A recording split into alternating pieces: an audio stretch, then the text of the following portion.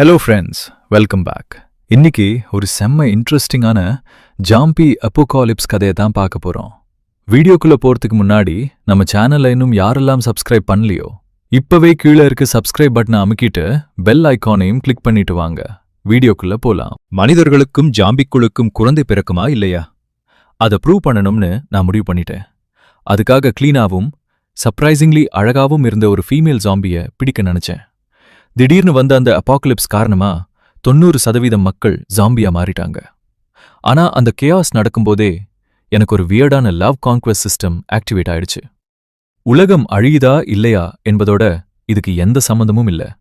அதே நேரத்துல என் முன்னாடி ஒரு ரொம்ப அழகான ஜாம்பி வந்தா. அவளை பார்த்த உடனே நான் ரியாக்ட் பண்ணிட்டேன். இந்த லவ் சிஸ்டம்ல ஸ்பீஷீஸ் ரெஸ்ட்ரிக்ஷன் ஏதும் இல்ல போல. இவ்வளவு அழகான ஜாம்பிய அப்படியே போக விடுறது வேஸ்ட் தான். அந்த தாட் வந்த உடனே பேக்ல இருந்த ரோபை எடுத்தேன். சரியான டைமிங்கிற்காக வெயிட் பண்ணிட்டு ஃபுல் ஃபோர்ஸ்ல ரோப் வீசி அவளை பிடிச்சிட்டேன். அவ உடனே கத்த ஆரம்பிச்சா. ஆனா அடுத்த செகண்ட்லயே நான் கிளாத் எடுத்துட்டு அவளோட வாயை அடைச்சிட்டேன். இவ்வளவு அருகில் மனித உடம்போட வாசனை கிடைச்ச உடனே அந்த ஜாம்பி கம்ப்ளீட்லி வைல்டா மாறிடுச்சு. அவளோட சின்ன தல் ஸ்ட்ரெயிட்டா எனக்கு அடிக்க ஜம்ப் பண்ணிக்கிட்டே இருந்துச்சு. நான் அவளோட கையை டைட்டா பிடிச்சேன். அதே நேரம் என் மைண்ட்ல சிஸ்டம் நோட்டிஃபிகேஷன் ஒலிச்சுது. Congratulations, host. Hand-holding mission completed. Conquest target, Shen Guingwu. Identity, University student. Current status, zombie. Affection level, பூஜ்யம். Award for holding hands, 100 kilo fresh meat. Reward for first kiss, zombie virus vaccine. Reward for full conquest, genetic evolution potion. இந்த rewards பார்த்த உடனே என் மூச்சே வேகமாயிடுச்சு. 100 kilo fresh meet மட்டும் இருந்தாலே நான் 2 வருஷம் tension இல்லாம சர்வைவ் பண்ணிடலாம். அதுக்கப்புறம் கிடைக்கிற ரிவார்ட்ஸ் இன்னும் ப்ரைஸ்லெஸ். ஆனா இப்போ பிகெஸ்ட் ப்ராப்ளம் என்னன்னா, இந்த ஷென் சிங்வுவோட எஃபெக்ஷன் லெவலை எப்படி இன்க்ரீஸ் பண்ணுறது? கொஞ்ச நேரம் யோசிச்சதுக்கப்புறம் அவளோட வாயிலிருந்து கிளாத்தை எடுத்தேன். உடனே அவ என்னை பார்த்து கோபமா கிரவுல் பண்ண ஆரம்பிச்சா.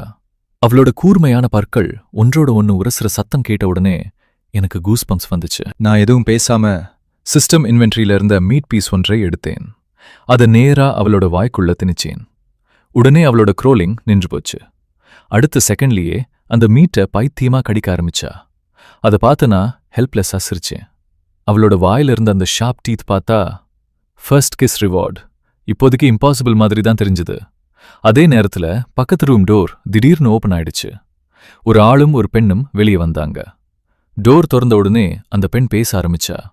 ஹே ஹேண்ட்ஸம், நானும் என் ஹஸ்பண்டும் 2 நாளா எதுவும் சாப்பிடல. உன்கிட்ட இவ்வளவு ஃபுட் இருக்கே, நீ ஒரு ஜாம்பிக்கே சாப்பாடு போடுற, கொஞ்சம் எங்களுக்கும் தர முடியாதா? இவங்க இருவரும் newly married couple.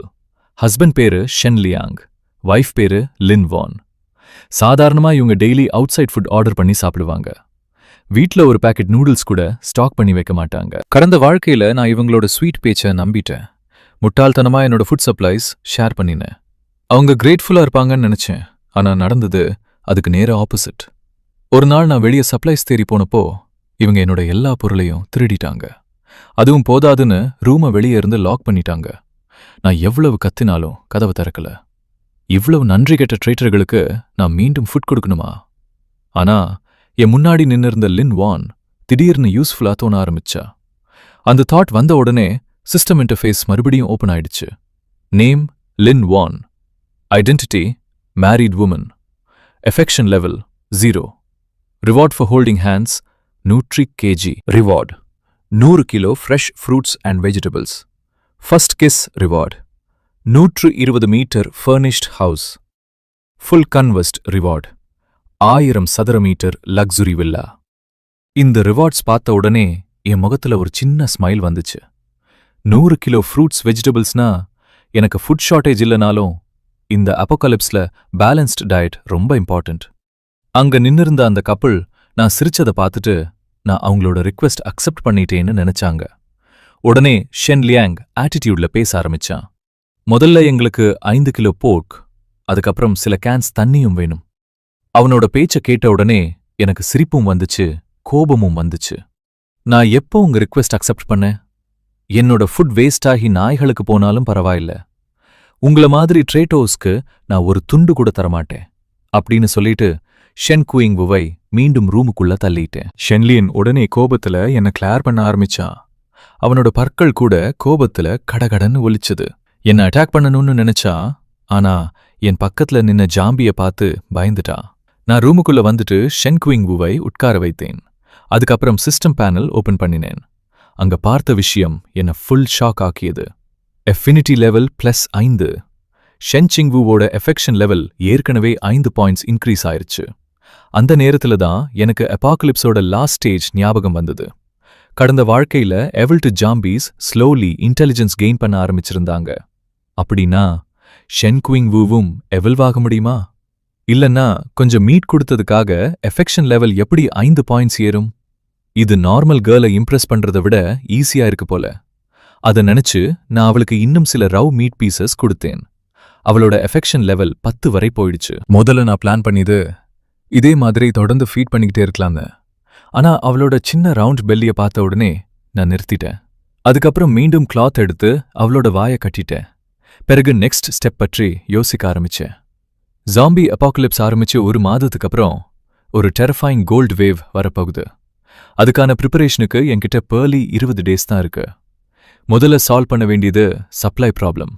Food, water, இதுதான் சர்வைவலுக்கு மோஸ்ட் இம்பார்ட்டன்ட்.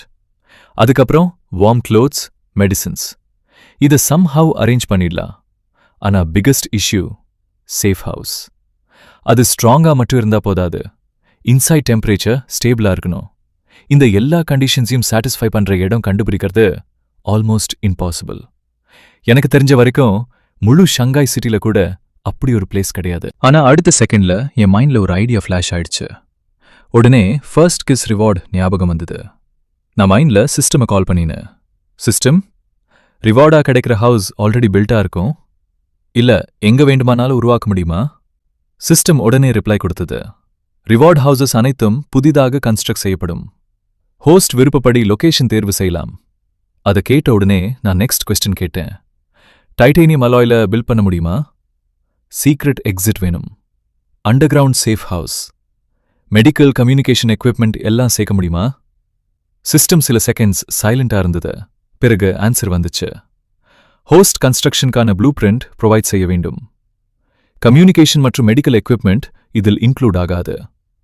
அவற்றை ஹோஸ்ட் தனியாக கலெக்ட் செய்ய வேண்டும். அதை கேட்ட உடனே நான் உள்ளுக்குள் ஆல்மோஸ்ட் பைத்தியமாயிட்டேன். அப்படின்னா டைட்டானியம் அலாயில பில்டான அல்டிமேட் சேஃப் ஹவுஸ் எனக்கு கிடைக்கும்னு அர்த்தம். அதே நேரத்துல திடீர்னு டோர் நாக் சத்தம் கேட்டுச்சு. வெளியே லின்வான் மட்டும் தனியா நின்னு இருந்தா. ரொம்ப நேரமா அவ கதவை தட்டிக்கிட்டே இருந்தா. அவளோட இதயம் பயத்துல வேகமா துடிச்சுக்கிட்டே இருந்துச்சு. காரிடார் முழுக்க இருட்டா இருந்தது. எந்த நேரத்துல எந்த ஜாம்பி முன்னாடி வந்து நிக்கும்னு தெரியாது.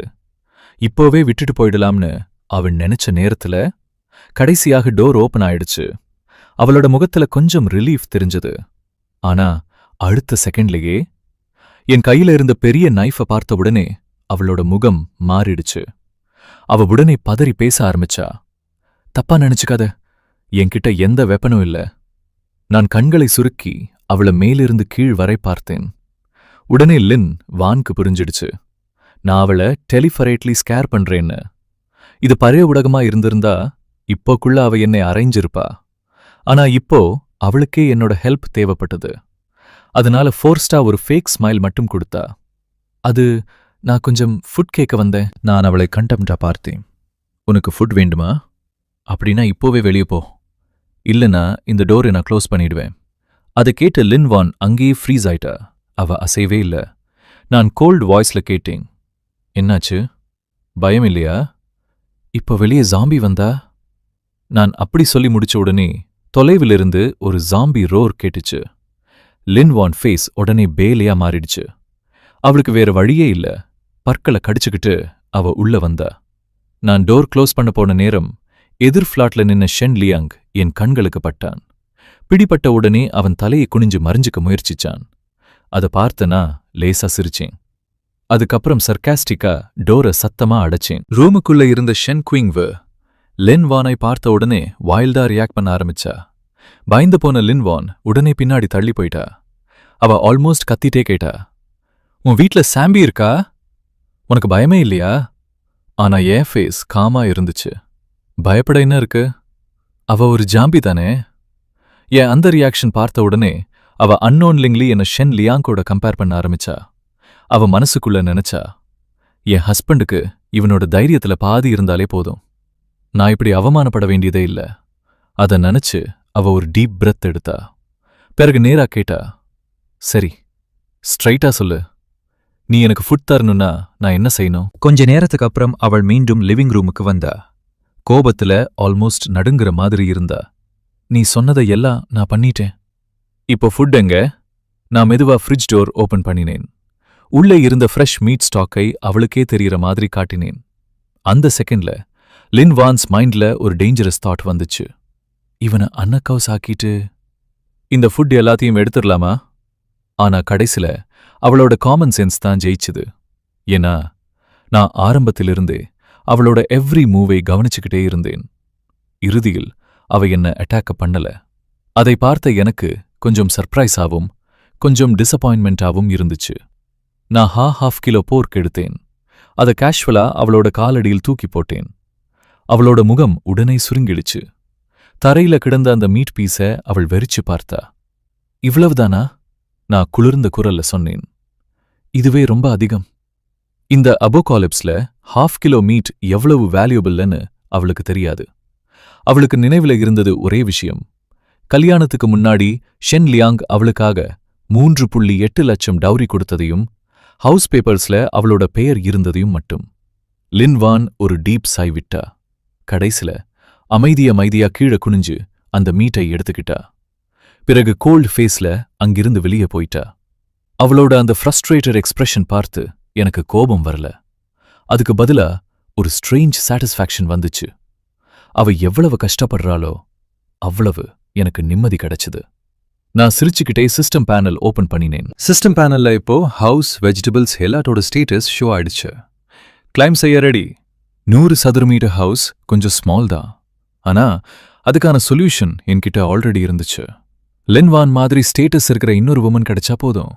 அவளை கான்குவெஸ்ட் பண்ணி இந்த பேஸை இன்னும் எக்ஸ்பேண்ட் பண்ணலாம். இப்போ மீதம் இருக்கும் ஒரே பிரச்சனை சேஃப் ஹவுஸ் பிளான்.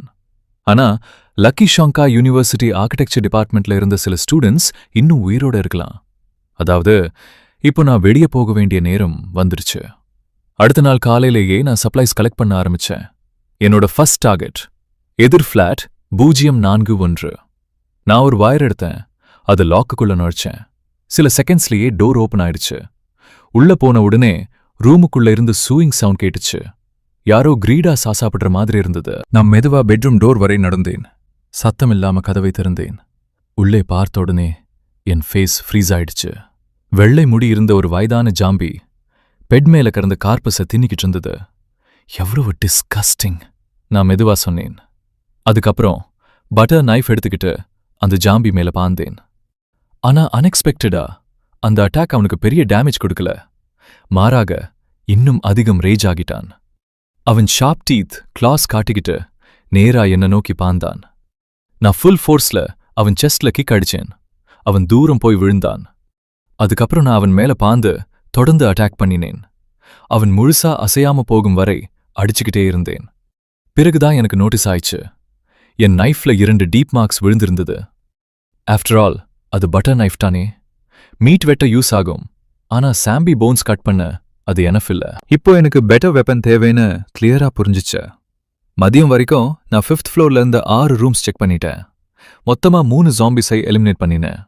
எனக்கு கிடைச்ச லூட் ஒரு silver metal lighter, 7 bottles medicines மற்றும் ஒரு புரோட்டீன் பவுடர் கேன். சப்ளைஸ் டீசெண்டா கிடைச்சிச்சு. ஆனா என்னோட ஷார்ப் நைஃப் மின்டைல் ஆல்மோஸ்ட் யூஸ்லெஸ் ஆயிடுச்சு. லக்கி எனக்கு ஒரு பேஸ்பால் பேட் கிடைச்சது. அது சில தடவை ஸ்விங் பண்ணி பார்த்தேன். கையில பர்ஃபெக்டா ஃபீல் ஆயிடுச்சு. அதே நேரம் லின் வனும் ஷென் லியங்கும் டோர் பீப் ஹோல் வழியா எல்லாத்தையும் பார்த்துக்கிட்டு இருந்தாங்க. நான் ஒவ்வொரு ஜாம்பியும் ஃபினிஷ் பண்றத பார்த்து அவங்களோட தொண்டையே வறண்டு போச்சு. அவங்க நர்வஸா ஸ்வாலோ பண்ணிக்கிட்டாங்க. நல்ல வேளை இவனை ப்ரொவோக் பண்ணல. இல்லனா இப்போ நாமும் செத்து போயிருப்போம். என் ரூம் டோர் க்ளோஸ் ஆன சத்தம் கேட்கும் வரைக்கும் அவங்க வெளியே வரவே பயந்தாங்க. அதுக்கப்புறம்தான் மெதுவா வெளியே வந்தாங்க. ஒவ்வொரு ரூமையும் கேர்ஃபுல்லி சர்ச் பண்ண ஆரம்பிச்சாங்க.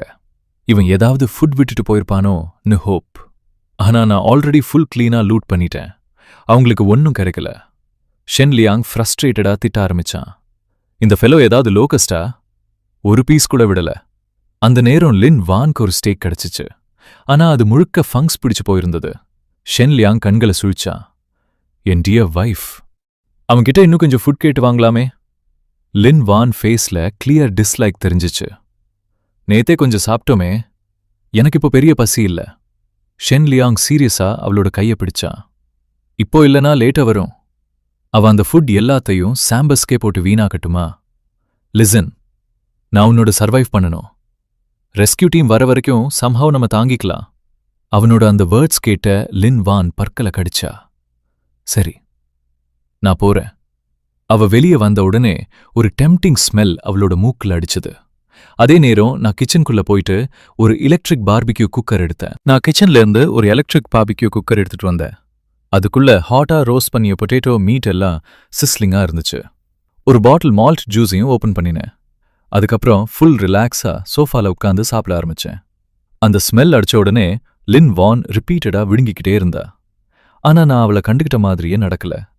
அவளும் அக்வர்டா அங்கேயே நின்னுக்கிட்டே இருந்தா. 2 மவுத் சாப்பிட்டதுக்கு அப்புறம்தான் நான் சடன்லி ஆக்டிங் போட்டேன். அட, உன்னை மறந்துட்டேனே அப்படின்னு சொல்லிட்டு ஒரு பிளேட் எடுத்தேன். அதுல கொஞ்சம் மீட் சர்வ் பண்ணினேன். லின் வான் ஃபேஸ் உடனே பிரைட்னா ஆயிடுச்சு. அது அவளுக்கு தானே நினைச்சு அவ ஈஸரா கை நீட்டினா. ஆனா நான் அவளை கிராஸ் பண்ணிட்டு நேரா சோஃபா பக்கம் போயிட்டேன். அதுக்கப்புறம் ஷென் சிங்குவோட வாயில இருந்த கிளாத்தை ரிமூவ் பண்ணினேன். அவ உடனே பிளேட்குள்ள முகம் வச்சு பைத்தியமா சாப்பிட ஆரம்பிச்சா. அதை பார்த்த உடனே லின் வான் முகம் வீர்டா மாறிடுச்சு. அவ ஆக்வாடா ஒரு சின்ன காஃப் விட்டா. பிறகு டாபிக் சேஞ்ச் பண்ண ட்ரை பண்ணினா. அப்படின்னா நீ முழு 5th ஃப்ளோரையும் கிளியர் பண்ணிட்டியா? நான் காமா தலையாட்டினேன். ஆமா, இப்போ இங்கிருந்து போக ப்ரிப்பேர் பண்ணிக்கிட்டு இருக்கேன். போகும் முன்னாடி இன்னும் சில சப்ளைஸ் கலெக்ட் பண்ணணும். அதை கேட்ட உடனே லின்வான் கண்கள் பெருசாயிடுச்சு. நீ போக போறியா? வெளியெல்லாம் ஜாம்பிஸ் தான் இருக்காங்க. நீ எங்க போற? நான் லேசா சிரிச்சேன். ஆனா எந்த ஆன்சரும் சொல்லல. நான் இங்கிருந்து போக வேண்டாம்னு நீ நினைக்கிறியா? அதை கேட்ட உடனே லின்வான் ஃபேஸ்ல இரிட்டேஷன் தெரிஞ்சிச்சு. யாரு உன்னை இங்க இருக்கணும்னு நினைப்பாங்க? நான் வேண்டது நீ வெளியே போய் செத்துறணும் தான். அவ அப்படி சொன்னாலும் அவளோட கண்கள் கொஞ்சம் ஆங்ஸைட்டி இருந்துச்சு. நான் எல்லா ஃபுட்டையும் எடுத்துட்டு போயிட்டா அவங்களும் ஷென்லியனுக்கும் பட்டினியால சாவாங்கன்னு அவளுக்கே பயம். நான் சிரிச்சுக்கிட்டே கேட்டேன், உண்மையா சொல்லு, நீ என்ன பார்க்க ஏன் திரும்ப வந்து? அதுக்கு பதிலா என்ன கொடுக்க போற? அதை கேட்டு அவளோட ஃபேஸ் ஸ்டிஃப் ஆயிடுச்சு. நான் உள்ளுக்குள் சிரிச்சேன். அவ திரும்பி வருவான்னு எனக்கு முன்னாடியே தெரியும். ஆனா இவ்ளோ ஷேம்லெஸ்ஸா இருப்பாள்னு நினைக்கல. அப்படியே 4 நாட்கள் கடந்து போச்சு. இந்த நாட்கள்ல நான் முழு பில்டிங்கையும் சர்ச் பண்ணி முடிச்சிருந்தேன். மீன்வாயில் ஷென் சிங்வுவோட ஆப்பிடைட் டேஞ்சரஸா அதிகரிச்சுக்கிட்டே இருந்துச்சு. முதல்ல 1/2 கிலோ மீட்லயே ஃபுல்லாயிடுவா. இப்போ 1 கிலோ கூட போதல. ஆனா வியர்ட் விஷயம் என்னன்னா, அவளோட வயிறு ஸ்வெல்லாகவே இல்ல. அவளோட அஃபெக்ஷன் லெவல் தொடர்ந்து இன்க்ரீஸ் ஆகலன்னா நான் அவளை ஃபீட் பண்ணுறத ஏற்கனவே நிறுத்தியிருப்பேன். அதுக்கப்புறம் நான் அவளை பார்த்து மனசுக்குள்ள வார்னிங் கொடுத்தேன். 6 நாளா நான் உன்னை பார்த்துக்கிட்டு இருக்கேன். நீ என்னை பைட் பண்ண ட்ரை பண்ணினா உன்னை இங்கவே விட்டுட்டு போயிடுவேன் அப்படின்னு சொல்லிட்டு அவளோட வாயில இருந்த கிளாத்தை ரிமூவ் பண்ணினேன். இப்போ அவ பழைய மாதிரி ஸ்க்ரீம் பண்ணல. அதுக்கு பதிலா வாயை திறந்தா. நான் ஃபுட் கொடுக்க வெயிட் பண்ற மாதிரி. நீ என்னை கடிக்க ட்ரை பண்ணினா நான் உனக்கு ஃபுட் தரமாட்டேன், புரியுதா? அவ எதுவும் சொல்லல. அதை நான் எக்ரிமெண்டா எடுத்துக்கிட்டேன். நான் மெதுவா என் கைய அவளிடம் கொண்டு போனேன். ஆனா நெக்ஸ்ட் செகண்ட்லயே அவ பைட் பண்ண ட்ரை பண்ணிட்டா. நான் உடனே கத்திட்டேன், இல்ல. என் குரல் கேட்ட உடனே அவ ஃப்ரீஸ் ஆயிட்டா. பிறகு தலையை சாய்ச்சிக்கிட்டு என்னையே கம்ப்யூஸா பார்த்தா. நான் மீண்டும் ஸ்லோலி கை நீட்டினேன். ஆனா இன்னொரு தடவை பைட் பண்ண ட்ரை பண்ணினா. இப்படி 10 தடவைக்கும் மேல ரிப்பீட் ஆயிடுச்சு.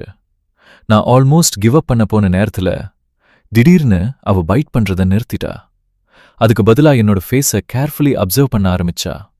இது சாப்பாடு இல்லையான்னு புரிஞ்சுக்க ட்ரை பண்ற மாதிரி இருந்துச்சு. உள்ளுக்குள் நான் எக்ஸைட்மெண்ட்ல ஆல்மோஸ்ட் பைத்தியம் ஆயிட்டேன். நான் மெதுவா தலையாட்டினேன். அவளுக்கு என் சிக்னல் புரிஞ்ச மாதிரி இருந்தது. இந்த தடவை அவ என்ன பைட் பண்ணல.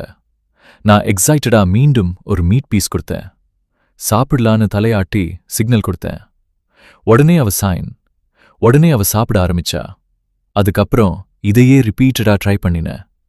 ஒவ்வொரு தடவையும் அவ என்னோட சிக்னலுக்காக வெயிட் பண்ண ஆரம்பிச்சா. ஹீரோவோட இந்த அதிரடி பிளான் சக்சஸ் ஆகுமா இல்லையான்னு அடுத்த பார்ட்ல பாப்போம். இந்த வீடியோ உங்களுக்கு பிடிச்சிருந்தா மறக்காம நம்ம சேனலுக்கு சப்ஸ்கிரைப் பண்ணி உங்க சப்போர்ட்டை தாங்க. அப்படியே அடுத்த பார்ட் மிஸ் பண்ணாம பார்க்க பெல் ஐகானையும் தட்டி வச்சுக்கோங்க. அடுத்த வீடியோல பார்க்கலாம். பை.